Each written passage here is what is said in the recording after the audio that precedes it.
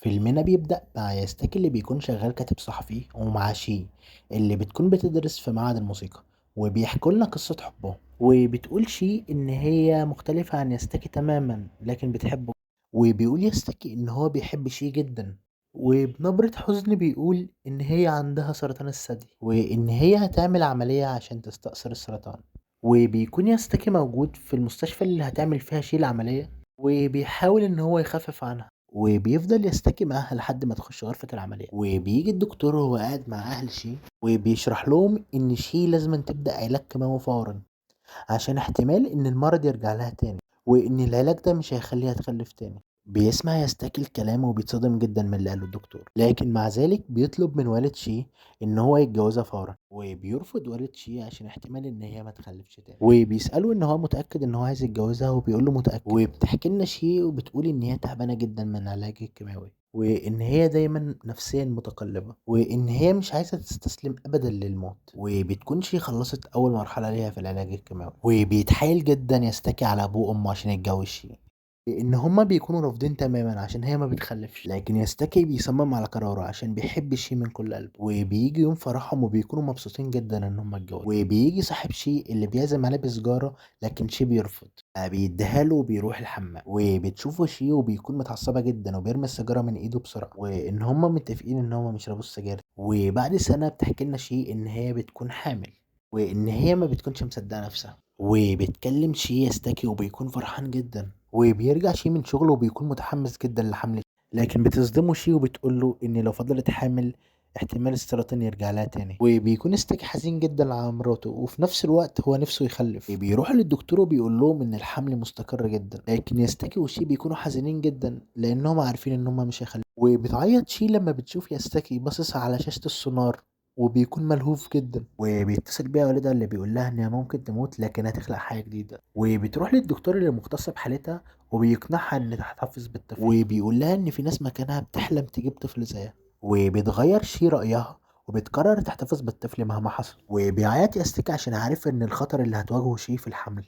وبنشوف شي وهي حامل وبتعزف الموسيقى اللي هي بتحبها، وبتخلف شي بنت وبتسميها هنا، وده معناه الورد عشان عايزة الناس كلها تحبها زي ما شي بتحب الورد. وبتغني شي لبنتها وبتعزف لها. وبيكون يا راجع يستكي من شغله بتقوله شي ان هنا بطلت ترضع منها وان هي هتغير لها نظامها الغذائي. بيقول لها يستكي ان هي لازم تروح تكشف عشان هي بقالها كتير قوي ما بتكشفش. وبتيجي رسالة ليستكي بتقول له ان فعلا السرطان رجع لها، وبيكون حزين جدا ومش عارف يشتغل. وبيفتكر كلام صاحبه عن الطبيب المعجزة اللي يعرفه اللي بيشفي اي مرض، فبيروح لصاحبه وبيقول له ان هو محتاج مساعدة الطبيب ده جدا عشان مراته. وبيروح صاحبه معاه لغاية ما بيوصلوا للطبيب اللي بيكون اسمه جندي ات، وبيكون عايش في مزرعة وبيكون مش باين ان طبيب خالص. بينصح شي انها تاكل الاكل الياباني، وبيقول لها كمان انها لازم تغير نمط حياتها عشان جسمها يكون قوي، عشان قدرته على تقبل الشفاء يكون اعلى. وبيديها دواء عشان يساعدها انها تتعالج. بتحكي لنا شي ان يستاك بيكون سهران معاها طول الليل عشان تعرف تنام كويس. بتروح شي للطبيبة في المستشفى اللي بتغير لها نوع العلاج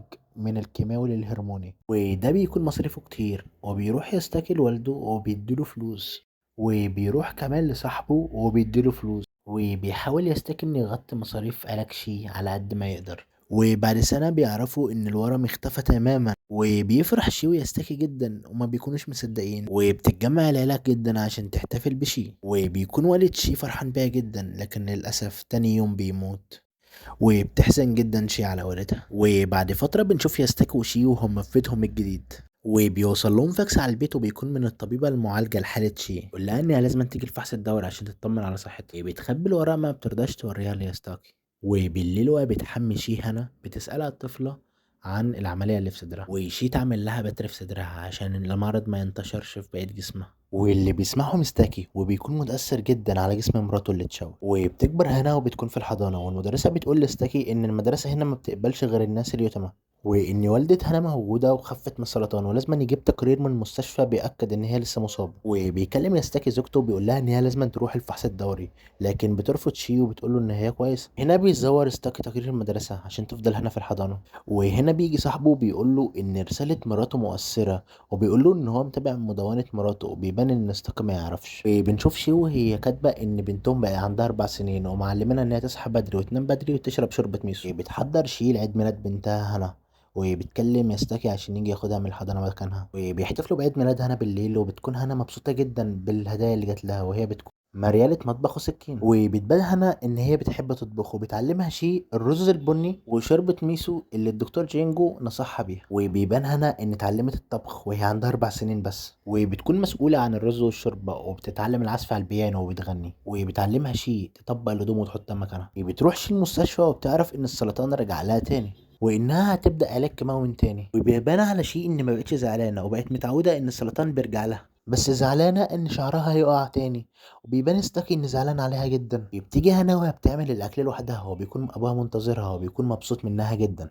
وبتكون شي خلصت المرحله الاولى من علاجها، وبترجع البيت، وبتكون مبسوطه جدا من هنا وزوجها ان هما موجودين معاها في حياتها. تطبخ شي مع هنا زي ما اتعودت، وبيخرجوا يتمشوا وبياكلوا الاكل اللي هم عملوه في البيت. وبتيجي مكالمه لشي من صاحبتها، وبتقول لها ان هي عايزاها معاها في حفله وتغني زي زمان، لكن بتتوتر شي جدا. بتسمعها هنا وبتقول لها ان هي بتحب صوتها وان هي لازم تغني، لكن شي بترد عليها وبتقول لها ان صوتها بقى ضعيف ومش هتنفع تغني. وبتقول لها شي ان صوتها بقى ضعيف جدا وانها مش هتعرف تغني.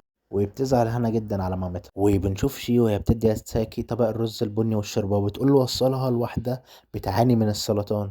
وبيرجع يستاكي وهنا البيت، وبيشوف شي وهي ماسكة جوابه وهي بتعيط. وبيعرف من شي ان بنت الست اللي وصل لها الاكل توفت، وبتقول لها في الجواب ان هي دفنت معاها الاكل عشان تاخدها معاها للجنه. وبيخاف يستاكي جدا على مراته. وبتزورهم اخت شي في البيت، وبينصحها يستاكي ان هي تكشف عشان السرطان مرض وراثي. وبتتضايق شي ان هي بتسمع كلمه سرطان، وبتطلب منهم ان هم يغيروا الكلمه، وبيغيروها. وبتفرح شي وبتضحك. وبتشتري اختها لهنا مجله، وما بترضاش تقوم تعمل معاها الاكل. تتعصب شي وبتاخد من هنا المجله، وبتتخانق خالة شي معاها، وبتقول لها ان ما ينفعش تجبرها ان تعمل شغل البيت معاها. وبتقول لها شي ان ما تتدخلش في بيتها. بتقول شي لهنا بنبره كلها حزن انها تفضل تعمل الشرب عشان لما تموت تعرف تعتمد على نفسها. وبتغير الكلام شي لما بتعرف ان بنتها مش هتستوعبه.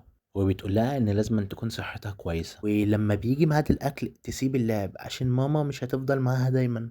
وبنبرة كلها حزن بتحضن شي بنتها. بتحضنها هنا وبتقوم تحضر الشوربة بتاعتها. وبنشوف شي وهي في المستشفى، وبنعرف ان السرطان انتشر في جسمها كله. وبتحكي شي للدكتورة انها ما بقتش تعرف تشيل هنا من الالم. وبتقعد شي مع اختها وبتقول لها ان باباها علمهم ان هم يكونوا اقوياء، ان هو كان دايما بيبقى تعبان بس مش بيستسلم، وهو اللي خلاها ما تستسلمش وتقرر تخلف هنا. وانها مبسوطة جدا من حياتها، وبتحاول اختها تخليها ترجع تغني لان ده حلم حياتها وهي صغيرة.